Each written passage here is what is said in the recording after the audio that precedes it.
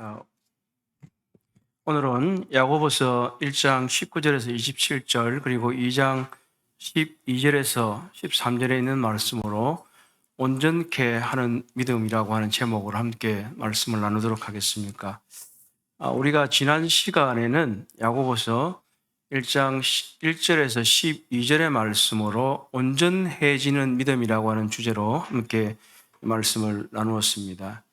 1장 1절에서 12절만 나누었지만 사실은 1장 1절부터 18절은 한 단락을 이루고 있습니다. 시험이라고 하는 단어, 한쪽 면은 시련이라는 것과 한쪽 면은 유혹이라고 하는 그런 면을 가지고 있는데, 이러한 시련과 유혹에 관해서 온전해지는 방법, 그러니까 시련과 유혹에 반응하거나 대응해서 믿음이 온전해질 수 있도록 하는 분야의 문제를 우리가 다루었습니다. 그러니까 지난 시간에는 시련이나 유혹이라는 것이 우리들에게 왔을 때 우리가 어떻게 대응하고 반응해서 우리의 믿음이 온전해질 수 있느냐 하는 부분을 나누었다면, 오늘은 보다 더 적극적인 면에서 우리가 우리의 믿음을 먼저 온전하게 할 수 있는 길이 무엇인가 하는 그런 것입니다. 지난주에는 대응해서 우리가 온전해지도록 되는 것이라면, 우리가 이제는 먼저 적극적으로 우리의 믿음이 온전케 될 수 있도록 어떻게 하여야 하는 것을 나눌 것입니다. 조금 더 살펴보면 1장 19절에서 27절은 이 3장의 서론격입니다. 그래서 이 1장 19절에서 27절에 있는 말하는 것, 사람이 어떻게 말을 해야 되느냐 하는 것, 그리고 믿음으로 사는 것은 행하는 것이라는 것, 그리고 참된 경건이 무엇이냐 이런 것을 말하고 있다면, 2장과 3장에서는 특별히 2장 1절에서 13절은 1장의 마지막 부분에 나오는 참된 경건의 실제적인 예를 얘기하고 있고, 2장 14절에서 26절은 행하는 것이 무엇이냐, 행함이 왜 중요하냐 이런 얘기를 하고 있고요. 그리고 3장 1절에서 12절은 처음에 1장 19절에 27절 가장 먼저 다루었던 말에 대한 부분을, 실제적인 부분을 다루고 있습니다. 그리고 다시 3장 13절 이하에 가게 되면, 우리가 1장 처음에 1장 5절에 보면 너희 중에 누구든지 지혜가 부족하거든 모든 사람에게 후히 주시고 꾸짖지 아니하신 하나님께 구하라 그리하면 주시리라고 말씀하신 대로 3장 13절 이하에서는 지혜로 어떻게 행할 것인가에 대해서 이야기를 하고 있습니다. 자, 먼저 우리 1장 19절에서 21절은 우리의 믿음을 온전케 하기 위해서 어떻게 해야 할까 할 때 말에 대해서 우리는 성급하게 말하거나 성내어서 말하지 말라고 성경은 가르치고 있습니다. 두란노에 나온 우리말 성경으로 함께 읽어보도록 하겠습니다. 스크린에 있는 것들을 같이 좀 읽겠습니다. 내 사랑하는 형제들이여, 시작. 내 사랑하는 형제들이여, 이것을 명심하십시오. 사람마다 듣기는 빨리 하고 말하기는 천천히 하며 노하기도 천천히 하십시오. 사람이 화내는 것이 하나님의 의를 이루지 못하기 때문입니다. 그러므로 모든 더러운 것과 넘치는 악을 벗어버리고 마음에 심긴 말씀을 온유함으로 받으십시오. 이 말씀은 능히 여러분의 영혼을 구원할 수 있습니다. 이 본문은 먼저는 듣기를 잘해야 된다라는 것을 얘기를 하고 있습니다. 그래서 듣기는 빨리 하고 말하기는 천천히 하고 노하기도 천천히 해라. 결국은 말하는 것보다 듣는 것이 우선이다, 이렇게 말씀을 합니다. 그리하면서 또한 말을 하게 될 때에도 우리는 매우 주의해야 된다, 이렇게 말을 합니다. 말을 천천히 하라는 것을 말을 천천히 하세요가 아닙니다. 이해하셨죠? 네, 말을 천천히 하라는 얘기는 듣는 것을 먼저 하고 자기 의견을 빨리빨리 개진하지 말아라, 이런 얘기입니다. 노하기라고 하는 것은 빨리 잘 화내지 말아라. 사람이 화를 낼 때도 있겠죠. 그러나 노하기도 천천히 해라 하는 것은 우리가 잘 얘기 들어보고 지적할 것은 지적하고 판단할 것은 판단해야 되지만, 우리 많은 사람들 중에 화부터 먼저 내는 사람들이 있어요. 말도 듣기 전에 그냥 승질 내고 이런 사람들이 있어요. 그건 잘하는 것이다? 못하는 것이다? 못하는 것이다. 왜냐하면 사람이 화내는 것이 하나님의 의를 이루지 못한 것이다. 자, 성화. 이 성내는 걸 이제 성화라고 말할 수 있는데 이룰 성자입니다. 불을 이룬다는 거죠. 그래서 사전적인 의미로 성화는 보면 밑에 보면 일 따위가 뜻대로 되지 않고 답답하고 애가 타다. 그래서 또는 그런 정세, 몹시 귀찮게 구는 것들. 왜 이렇게 성화가 심해? 이렇게 말하면 이 말이에요. 그런데 한편이면 성화, 이거는 제사전적인 의미로 성급하게 화내는 게 성화다. 이렇게 정의를 해보고 싶습니다. 말을 성급하게 내뱉지 말아라. 결국은 같은 단어를 사용하면서 우리가 생각해 볼 수 있는 거예요. 사람이 성내는 것, 또 급히 화내는 것, 이런 것들은 하나님께서 우리에게 거룩함을 이루라고 하는 성화를 이루지 못한다고 하는 것입니다.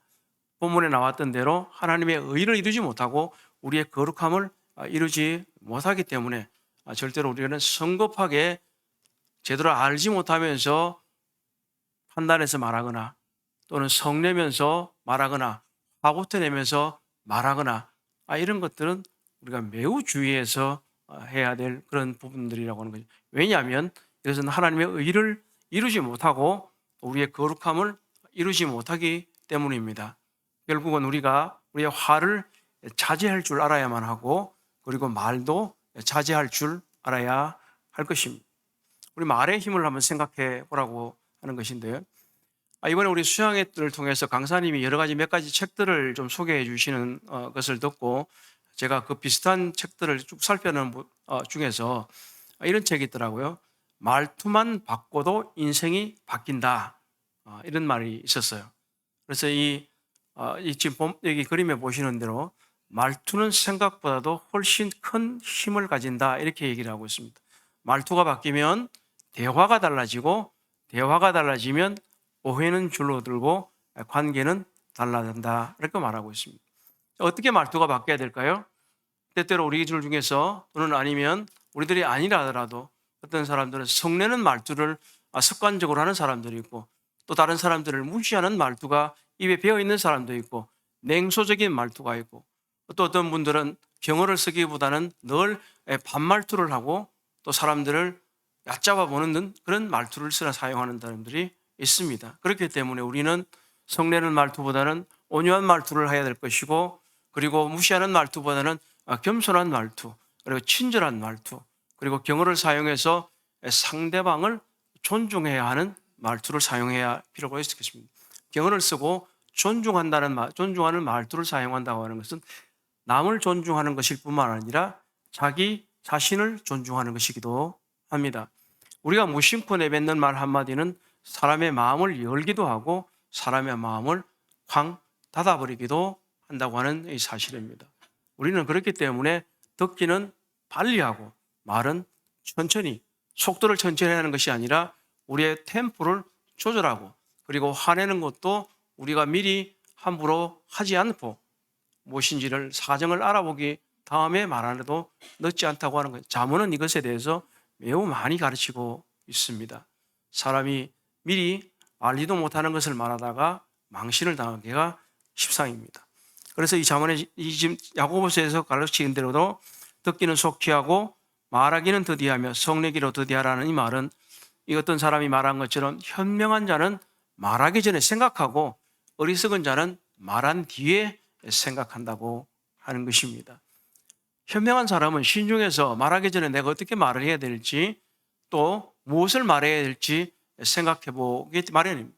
그리고 내가 이 말을 하게 되면 다른 이에게 상처를 주는 말을 하게 되는 것인지 아니면 격려하고 그를 세워주는 말을 할지를 생각해 보게 됩니다. 그러나 많은 사람들의 경우는 말을 한 다음에 어떤 생각을 할까요? 후회하는 생각을 합니다. 내가 이 말을 왜 했을까? 그리고 다른 일과 충돌이 있었다며 해서 비로소 생각해보고 고치곤 한다는 사실입니다. 우리는 말하기 전에 먼저 생각하고 말하기 전에 우리의 무엇을 말할지를 생각해 봄으로써 현명한 사람이 되어야 할 것입니다. 결코 어리석은 자가 되지 않아야 할 것입니다. 그러므로 또한 우리는 21절에 나와 있는 대로 모든 더러운 것과 넘치는 악을 내어버리라는 이 말도 사실은 모든 더러운 말들과 악한 말들을 베어버리라고 하는 것입니다. 그리고 우리는 하나님의 말씀을 더욱더 온유함으로 받아라. 우리들의 마음에 하나님의 말씀을 받은 것들이 밖으로 나와야 하는 것입니다.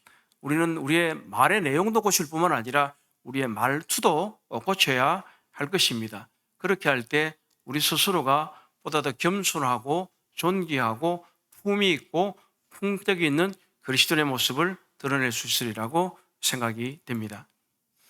두 번째, 1장 22절에서 25절은 하나님의 법을 자세히 살펴서 실천하라고 말하고 있습니다. 우리를 믿음을 온전케 하려면 우리는 우리 성급하게 말하거나 성례해서 말하지 않을 뿐만 아니라 하나님의 법을 자세히 살펴서 잘 실천하라고 말하고 있습니다. 우리 또 함께 스크린에 있는 것을 같이 한 번 더 읽어보겠습니다. 여러분은 시작. 여러분은 말씀을 실천하는 사람이 되고 듣기만 해 자신을 속이는 사람이 되지 마십시오. 만일 누가 말씀을 듣기만 하고 실천하지 않는다면 이 사람은 자기의 생긴 얼굴을 거울에 비춰보는 사람과 같습니다. 그는 거울을 보고 돌아서는 자신의 모습이 어떠한지 금방 잊어버립니다. 그러나 자유하게는 온전한 율법을 자세히 살피고 율법 안에 거하는 사람은 듣고 잊어버리는 사람이 아니라 실천하는 사람입니다. 이 사람은 자신이 행하는 일에 복을 받을 것입니다. 아멘. 자, 이제 듣는 것의 중요성을 얘기했고 또 말하는 것의 중요성도 얘기했습니다. 그리고 이제는 자기가 들은 것을 잘 실천하라고 얘기를 하고 있습니다. 듣는 것은 매우 중요하지만 듣는 것으로 끝이 나서는 안 된다고 하는 것을 얘기를 하고 있습니다. 자, 이것을 똑바로 보면 말하는 것보다 듣는 게 더 중요하고 그리고 말하는 것보다 보는 것이 더 중요하다고 하십니다. 아까 생긴 얼굴이라고 하는 말 나왔죠? 생긴 게 잘생겼냐 못생긴 그게 아니라 뭐가 흠이 생겼나 안 생겼냐 하는 그런 뜻입니다. 이 아가씨가 아주머니인지 아가씨인지 잘 알 수 없으나 얼굴에 뭐가 생겼네 이렇게 하고 가만히 있으면 되겠습니까? 뭐 제거를 하든지 피부과에 가든지 화장으로 커버를 하든지 이렇게 해야 되지 않겠어요? 결국은 자기가 거울을 보고 자기의 문제가 생겼다. 말씀을 들었다는 얘기도 그게 되는 것입니다. 왜 말씀을 들었다? 참 네 말씀이 훌륭하구나 라고 끝이 나는 것이 아니라 말씀이라고 하는 거울에 우리의 자신의 삶을 비추어 본다고 하는 것이죠. 그렇게 될 때에 이 말씀이 이렇게 말하고 있는데 그러면 나는 내 지금 모습이 어떠한가? 하나님께서 거룩하라고 하신 말씀, 올바르게 말하라고 하신 말씀, 이것이 나는 제대로 하고 있는 건가? 우리가 나무 향기를 통해서도 계속해서 본문 해석과 적용이 있을 때에 해석을 참 잘 해놨구나 라고 끝이 나는 것이 아니라 우리 삶에서 구체적으로 우리 수양에서도 들었던 것처럼 거대한 것이 필요 없어요. 뭐 우주를 구하려고 하거나 사회를 개혁하려거나 그럴 필요 없어요. 우리는 나 자신이 어떻게 구체적으로 매우 작은 것이라도 하나하나 고쳐가고 행동하다 보면 그것이 축적이 되어서 내가 올바른 사람이 될 수 있도록 하게 도와준다고 하는 것입니다. 그래서 우리는 말하기보다는 들어야 할 것이고 또 그걸 보는 것으로 끝나는 것이 아니라 우리는 말씀을 듣고 본 대로 우리는 그것을 고치고 또 실천할 수 있도록 하지 말라고 한 것은 하지 않아야 되는 것이고 하라고 말씀하신 것들은 적극적으로 행할 수 있도록 해야 한다고 하는 것입니다. 다만 중요한 문구가 하나 있어서 우리 함께 좀 나눠보려고 합니다. 25절에 보면 자유롭게 하는 온전한 율법이라고 하는 단어가 있습니다. 마치 이 단어 때문에 이 야고보서를 생각할 때 율법주의나 율법을 행하라거나 이런 생각들을 가지게 되는데 이 단어의 진정한 의미를 통해서 이 사도 야고보가 율법주의나 또는 행위 구원을 얘기하는 것이 아니라는 것을 좀 말씀드리려고 합니다. 이게 먼저 이 세 단어를 하나하나 좀 보도록 하겠습니다. 이 자유롭게 하느니라고 되어 있는 것입니다. 이 자유롭게라고 하는 것은 요한복음 8장 32절에서 주님이 말씀하실 일을 진리를 알지니 진리가 너희를 자유롭게 하리라 이렇게 말씀하셨습니다. 그러니까 이 여기서 묘사되고 있는 것은 우리를 영적으로 자유롭게 하는, 그리고 성령을 통한 율법의 성취를 얘기하는 것입니다. 또 한편은 우리의 죄책에서 자유함을 얘기하고 있는 것입니다. 우리는 죄 심판에서 이미 면제되었기 때문에 이미 구원받은 사람은 심판 때에 제 형벌로부터 자유하게 될 것입니다. 우리는 이미 제 형벌로 자유하게 됐다는 것을 알고 있습니다. 그래서 이 율법의 성격은 우리를 정죄하는 성격을 갖고 있는 것이 아니라 자유롭게 하는 율법이라고 하는 것입니다. 두 번째, 온전하다고 하는 뜻은 바로 무엇이냐 하면 완전하다 하는 것이고, 이 말은 또 하나님께 속한 것이기 때문에 이 율법은 온전하고, 그리고 그것으로 인해서 하나님의 자녀가 온전케 성숙해 될 수 있다고 하는 것입니다. 시편 19편 7절은 여호와의 율법은 완전하여 영혼을 소성시키며라고 되어 있는데, 이 말은 단순한 모세 율법의 규정적인 측면이나 어떤 의식적인 측면이나 정죄하는 기능을 말하고 있는 게 아니라 전체로서의 하나님의 법, 이 하나님의 법은 온전하고, 그리고 이제 이 하나님의 법 속에 거하는 사람은 온전케 될 수 있고 성숙하게 될 수 있다고 하는 것을 말하고 있습니다. 결국은 여기서 묘사하고 있는 이 율법의 성격은 삶을 위한 완전한 안내자로서의 하나님의 율법을 얘기합니다. 그러면 율법이라는 단어가 무엇이냐? 우리 성경에서는 같은 단어 노모스라고 하는 단어가 있는데, 이것을 어떤 곳에서는 율법이라고 번역하고 어떤 곳에서는 법이라고 번역을 하고 있습니다. 그런데 우리가 잘 생각해 보면서 한 단어를 가지고 똑같은 맥락이 아니라 다른 맥락에서 써 있을 때는 이것이 모세의 율법을 의미하는지, 그렇지 않으면 전체로서 하나님의 법을 의미하는지를 잘 살펴보아야 합니다. 그러면 이 야고보가 의미하는 이 율법 또는 법은 무엇이냐? 모세의 법이 아닌 시대를 초월하는 하나님의 법을 말합니다. 그래서 이것은 그리스도인에게도 여전히 중요한 또는 지켜야 하는 삶의 원리로서, 구체적으로는 야고보서 2장 8절에 나타난 이웃사랑의 법, 이것을 야고보서는 최고의 법이다 이렇게 얘기를 하고 있습니다. 우리나라 말은 최고의 법이라고 얘기를 하고 있고, 또 영어에 보면 로열 로라고 돼, 이것은 왕의 법이다 이렇게도 얘기를 할 수 있습니다.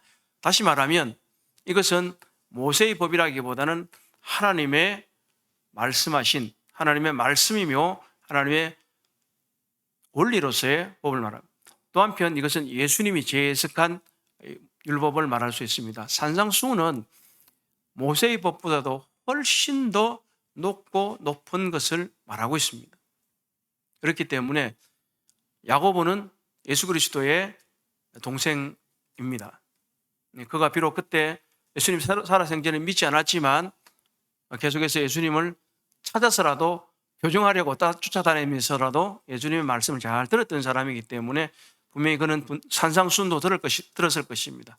그리고 지난 시간에도 얘기했던 것처럼 이 야고보서에는 산상수훈의 내용들이 녹아있는 것이 많습니다. 또 한편으로 사도 바울도 이에 대해서 얘기했는데, 사도 바울은 고린도서 9장 21절과 갈라디아 6장 2절에서 말씀하시기를, 내가 그리스도의 율법 아래 있기 때문에 하나님의 율법을 떠난 사람이 아니지만, 그러면서 그리스도의 법을 성취하라. 그래서 제가 율자라고 하는 것을 가로를 넣어놨지만 그리스도의 법을 성취하라고 하는 거예요. 결국은 그리스도님께서는 이 자유롭게 하는 온전한 율법은 전체로서의 하나님의 법을 말하고 있고, 또 그리스도의 법을 말하고 있기 때문에 우리는 이 그리스도의 법을 실행해야 할 사람들입니다. 그래서 이 야고보는 율법주의나 행위 구원을 말하는 것이 아닙니다. 그래서 참된 자유롭게 하는 온전한 율법을 들여다보고 있는 자는 듣고 잊어버리는 자가 아니요 실천하는 자니 이 사람은 그 행하는 일에 복을 받으리라고 25절에서 말씀할 수 있는 것입니다. 우리 성경에서 우리는 그리스도께서 하신 여러 가지 말씀들을 볼 수 있습니다. 또 사도 바울이 또 사도 베드로가 또 성령을 통해서 받은 바 말씀들을 성경에 기록해 놓고 있습니다. 이것이 다 자유롭게 하는 온전한 율법이며 하나님의 법입니다. 우리는 이렇게 기록된 하나님의 말씀, 하나님의 법을 실천할 때 비로소 복받을 수 있다고 하는 사실입니다. 자, 세 번째는 참된 경건으로 우리는 믿음을 온전케 할 수 있다고 말을 하고 있습니다. 자, 26절, 27절 함께 읽겠습니다. 시작. 만일 누가 스스로 경건하다고 생각하며 자기를 혀를 제어하지 않고 자기 마음을 속이면 이 경건은 아무 소용이 없습니다. 하나님 아버지 앞에서 정결하고 흠이 없는 경건은 환난 가운데 있는 고아와 과부를 돌아보며 세상으로부터 자신을 지켜 물들지 않도록 하는 것입니다. 27절은 서두에서 말씀드렸던 대로 2장 1절에서 12절에 이 참된 경건, 고아와 과부를 돌보는 것들, 차별하지 않는 것들의 실제적인 예를 말씀하고 있습니다. 그리고 26절에서는 얘기하는 경건한 사람은 어떻게 해야 된다고요? 자기 혀를 제어해야 된다. 마음대로 말하는 것은 이중적이라는 거예요. 그러니까 결국 자기 마음을 속이는 것이기 때문에 이 경건은 아무 소용이 없다. 다른 이들에게 상처를 주는 말을 쉽게 하고 다른 이들을 폄하하거나 뒤에서 비방하거나 모욕하거나 이런 말들을 함부로 하는 사람들은 이 경건은 다 헛것이다.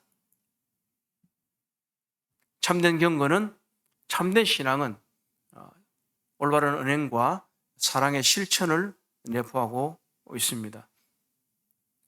참 바른 언어, 올바른 언어, 혀를 제어할 줄 아는 것, 이건 특별히 3장에서 구체적으로 계속 얘기를 하고 있습니다. 그리고 구제, 성도들을 잘 돌보는 것들, 가난한 이들, 그리고 불쌍하고 연약한 이들을 돌보는 것이 참된 경건이다. 그리고 개인의 거룩에 대해서 말하고 있습니다. 거룩에 대해서 얘기하면서 특별히 자기를 지켜 세속에 물들지 아니하는 것에 대해서 말하고 있습니다. 이것을 소위 세속주의라고 말을 하고 있는데, 세속주의는 세상의 가치관에 이미 자신을 내어준 경우를 말하고 있습니다. 오늘날 교회 안에 얼마나 많은 세속주의 가치관이 들어와 있는지 모르겠습니다. 교회 일을 하는 것이나 교회 성도들과의 관계에 있어서도 성경적인 가치관이 아니라 세상에서 배운 가치관이나 세상에서 하는 말과 행동으로 성도들을 대하고 있고 교회를 추진하고 있고 하는 것이 많이 드러나고 있는 것입니다. 그리고 세상에 사는 불건전한 생활이 여전히 교회 가운데서도 하고 있는 이러한 사람들이 있는 것입니다. 최근에 제가 재미있는 얘기를 하나 들었는데요. 탤런트 신현준 씨라고 하는 분이 있어요. 그분이 이제 기독교인이 되었습니다. 그래서 이제 집사님이 이제 되셨어요. 이제 그러면서 이제 CTS 같은데 기독교 방송 간증도 하시고 어떤 교회에서도 간증을 하시고 계시는데, 자기가 이전에 이제 술과 담배를 많이 했는데 이제 술과 담배를 이제 끊었다는 거예요. 이제 끊고 이제 제대로 신앙생활을 잘 해보려고 이제 해서 하고 있는데, 이제 배우들 회식 자리에 가서 저는 이제 쭉 얘기하면서 이제 탤런트 배우 선배들도 있고 이렇게 하면서 자기가 이제 그랬다는 거예요. 이제 저는 기독교인이 되었고 또 집사가 됐습니다. 그래서 이제 술을 안 마시려고 합니다. 이렇게 하니까 그 옆에 있던 배우 선배가, 나 장로야, 포도주 마셔. 그러면서 뭐라 그러냐면, 내가 보혈의 피를 만들어 줄까? 이랬다는 거예요. 이제 그 얘기를 직접 하시더라고요. 그래서 이게 말이나 되는 얘기입니까? 많은 기독교계에서 사실 이런 일들이 일어나고 있다는 사실이에요. 그래서 우리는 자신도 건전한 생활을 해야 될 뿐만 아니라 다른 이들에게도 건전한 모범을 보이는 그리스도인이 되어야 합니다. 그리고 물질주의를 경계해야 하는 것입니다. 돈이 전부인 세상에서 우리 자신도 그렇게 되어서는 안 되는 것입니다. 돈은 꼭 필요한 것이지만 우리가 그것을 주님을 섬기는 데 사용하고 내 생활을 하는 데 사용해야만 하는 것이지, 그것에 노예가 되어서 살아간다고 하는 것은 그 자신을 구렁텅이로 밀어넣는 것과 다를 바가 없습니다. 그러므로 참된 경건은 믿음을 온전케 하는 것이므로 나는 참된 경건을 실천하는가를 늘 스스로 내 언어에 있어서나 선행에 있어서나 내 개인적인 거룩에 있어서 실천하고 있는지를 살펴봐야겠습니다. 2장 12절에서 13절은 이러한 논의들의 이야기들의 결론적인 부분을 얘기를 하고 있습니다. 우리 같이 한번 좀 읽어보도록 하겠습니다. 세 번역입니다. 여러분은 시작. 여러분은 자유의 율법으로 심판받을 사람인 것처럼 말하고 행동하십시오. 긍휼을 베푸지 않는 사람에게는 긍휼 없는 심판이 있을 것입니다. 긍휼은 심판을 이깁니다. 여러분은 자유를 주는 율법을 따라 앞으로 심판받을 각오로 말도 하고 그렇게 하고 행동도 그렇게 하십시오. 심판은 자비를 베풀지 않는 사람에게 무자비합니다. 그러나 자비는 심판을 이깁니다. 두 번역의 차이를 조금 보실 수 있습니다. 우리 심판받을 것, 자유율법대로 심판받을 것이다. 그런 것처럼 말하고 행동도 하라고 하는 권면. 또 한편 우리 세 번역은 여러분은 자유를 주는 율법을 따라 앞으로 심판받을 각오로 말도 하고 행동도 그렇게 하죠. 많은 그리스도인들이 우리는 은혜로 구원받았기 때문에 여전히 은혜로 살고 또 은혜로 생을 마감할 것이라고 얘기를 합니다. 그러다 보니까 하나의 조금 문제가 생기는데 그것은 틀림없는 진리이고 그렇게 해야만 합니다. 그런데 값싼 은혜가 되어서 은혜를 제대로 은혜답게 여기지 않고 마음대로 살아가려고 하는 그런 것들이 있습니다. 참된 은혜는 은혜에 보답하는 삶을 살아가는 것이고 그 은혜에 합당한 삶을 살아가는 겁니다. 그러므로 우리는 모세율법보다는 오히려 더 지고지상한 가치의 그 법대로 심판을 받는다고 하는 것입니다. 모세율법은 무엇입니까? 사람을 실제로 죽인 사람이 심판을 살인죄로 받죠. 그런데 그리스도의 법, 산상수훈은 어떤 법이죠? 사람을 어떻게 해요? 미워하는 자마다 살인한 자다라고 말하고 있죠. 우리는 사람을 죽이지 않았기 때문에 모세의 법에서도 자유할 것입니다. 그러나 우리는 더 지고지상한 그리스도의 법, 이 자유롭게 하는 온전한 율법에 의하면 사람을 미워하는 것도 살인이다. 이 법대로 우리는 심판받을 것입니다. 그러므로 우리는 자유율법, 더 지고지상한 그리스도의 법으로 심판받을 사람인 것처럼 매사에 말하고 행동하라고 하는 것입니다. 우리는 사람들에게 자비를 베푸는 것을 잘해야 합니다. 그럴 때 하나님께서는 우리에게도 자비를 보신다고 말씀하고 계십니다. 그러므로 우리는 자유롭게 하는 온전한 율법에 따라서 살아갈 수 있도록 해야만 합니다. 오늘은 야고보서 1장 19절에서 27절, 2장 12절에서 13절의 말씀으로 온전하게 하는, 온전케 하는 믿음에 대해서 말하고 있습니다. 우리는 시련이나 유혹에 대항해서 또는 대응해서 우리의 믿음이 온전해지도록 해야 할 뿐만 아니라 우리는 보다 더 적극적으로 우리의 믿음이 온전케 될 수 있도록 우리는 말하고 행동하고 실천해야 된다고 하십니다. 어떤 것을요? 우리는 성급히 말하거나 성내 말해서 하나님의 의를 손상케 하지 않도록, 그리고 우리가 성화를 이루지 못하도록 하는 것이 아니라 우리는 온유하고 겸손한 말과 합당한 말로 다른 이들에게 유익을 끼치고 우리의 성화를 이루어 가야 합니다. 그리고 하나님의 법을 자세히 살펴서 하나님께서 말씀하신 것들을 잘 실천하는 사람이 될 때 우리는 온전한 믿음을 가질 수 있습니다. 그리고 무엇보다도 우리는 우리의 말과 행동과 모든 일에 관해서 참된 경건을 실천함으로 말미암아 우리의 믿음을 온전케 할 수 있다고 하는 사실입니다. 우리는 모세율법보다 더 지고지상한 가치의 그리스도의 법을 실천함으로 인해서 더 온전한 사람이 될 수 있고 우리의 마음과 생각과 행동이 달라질 수 있다고 하는 사실입니다. 모쪼록 우리는 그리스도의 법을 실천하는 사람, 자유롭게 우리를 자유롭게 한 그 법, 그를 우리를 온전하게 하는 그 법을 보다 더 자세히 살펴보아서 어떻게 하면 우리의 올바른 삶을 실천할 수 있을 것인지, 우리의 삶을 더욱더 가치 있는 삶으로 만들 것인지, 그렇게으로 말미암아 우리의 믿음이 온전케 되는 것을 증명할 수 있으면 좋겠습니다.